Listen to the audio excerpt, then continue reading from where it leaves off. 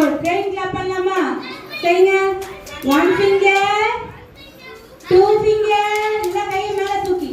3 finger, 4 finger, 5 finger. அடுத்தது இப்ப எல்லாம் தாகமா இருக்கும்ல, குடிக்கலாமா ஏதாச்சும்? என்ன ஜூஸ் என்ன மனசுல நினைச்சுக்கோங்க. எல்லாம் உங்க சோத்து கை பக்கம் ரைட் ஹேண்ட் பக்கம் திரும்புங்க. Ready start. 1 2 3.